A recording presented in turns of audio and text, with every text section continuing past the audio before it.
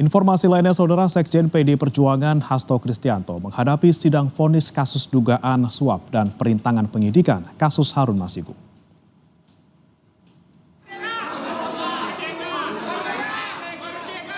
Sidang dimulai pada pukul 14 waktu Indonesia Barat di Pengadilan Tipikor Jakarta. Sebelumnya Hasto dituntut 7 tahun penjara dan denda 600 juta rupiah subsidiar 6 bulan kurungan. Jaksa menilai Hasto terbukti merintangi penanganan perkara Harun Masiku serta menyuap mantan komisioner KPU Wahyu Setiawan setara 600 juta rupiah. Suap diberikan agar Wahyu mengurus penetapan pergantian antar waktu anggota DPR 2019-2024 Harun Masiku.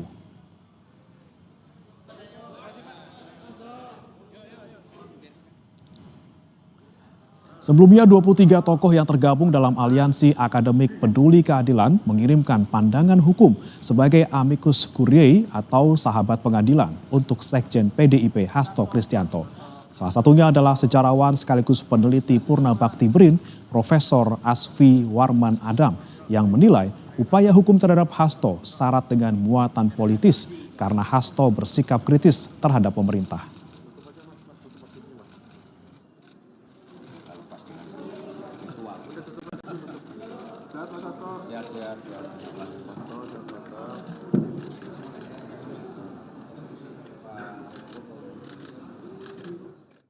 Mengapa kami mengajukan? Karena kami melihat di sini ada faktor upaya hukum ini dilakukan untuk kepentingan politis gitu, sangat kental sekali.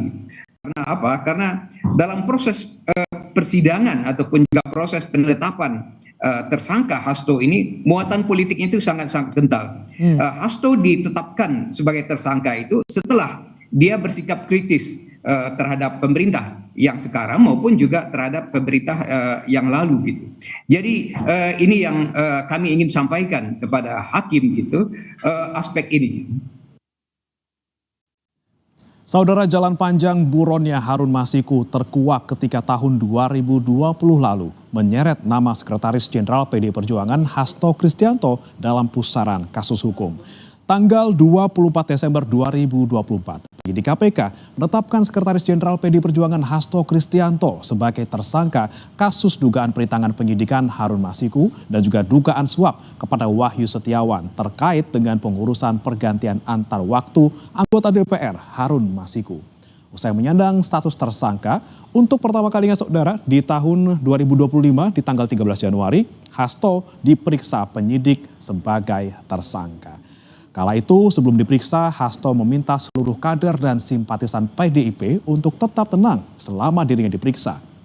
Kemudian di bulan berikutnya, di Februari tanggal 20, Saudara, KPK resmi menahan Sekjen PDIP Hasto Kristianto.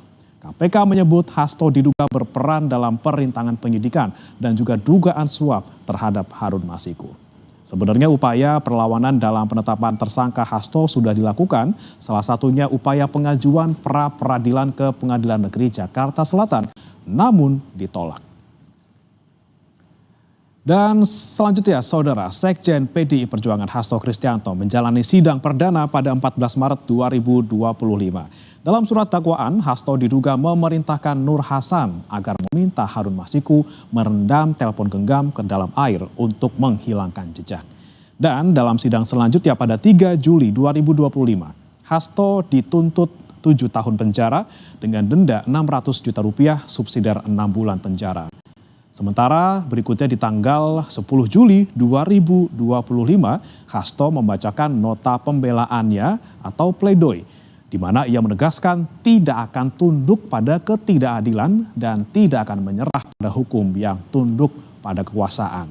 Dan hari ini di tanggal 25 Juli 2025, Hasto tengah menanti vonis hakim yang diberikan kepadanya. Dan Saudara, bagaimana kemudian jalannya sidang vonis terdakwa Hasto Kristianto? Langsung saja kita akan menuju ke Pengadilan Tipikor Jakarta bersama dengan jurnalis Kompas TV Abel Insani di Pengadilan Tipikor Jakarta. Selamat sore Abel, bagaimana sementara ini jalannya sidang vonis Hasto di sana? Sama sekali nggak dengeran. Abel?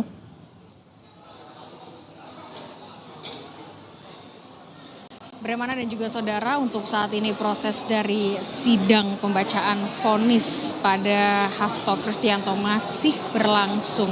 Tadi sekitar pukul 14 waktu Indonesia Barat ini sudah dimulai. Beberapa dari tokoh PDIP dan juga dari simpatisan Hasto Kristianto ini datang ke Pengadilan Negeri Tipikor Jakarta, tetapi memang untuk saat ini untuk simpatisan tidak diperkenankan untuk masuk ke dalam ruang sidang. Artinya memang hanya ada beberapa atau orang-orang tertentu saja yang bisa masuk ke dalam ruang sidang dengan menggunakan ID card begitu. Mengingat simpatisan yang begitu banyak, Bre dan juga saudara, sehingga dari Pengadilan Negeri Tipikor sendiri memang membuat peraturan yang diterapkan pada hari ini.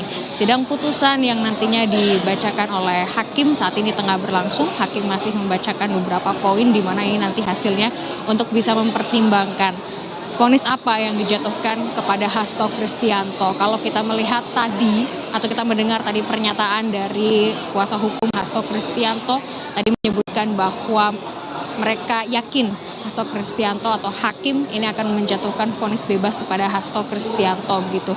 Dan tapi jika memang Hasto Kristianto tetap dinyatakan bersalah dan juga harus dihukum, maka dari pihak Hasto Kristianto ini nanti akan melakukan banding.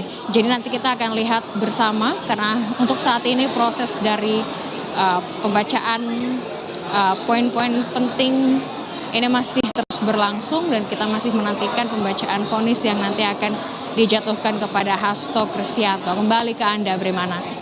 Baik, menarik, nanti kita akan saksikan bagaimana kemudian vonis yang dijatuhkan kepada Hasto Kristianto. Terima kasih Abel Insani melaporkan langsung dari Pengadilan Tipikor Jakarta.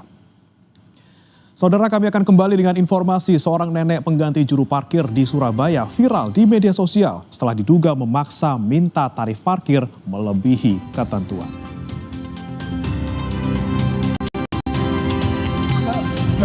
Parkir aku 5.000 sokor-sokor. Jaluk piro, Mak? 10 ae. 5.000 parkir iki kasih. Iya. 5.000. Boleh pagi sampai jam ini. Tak kasih. Ini taman.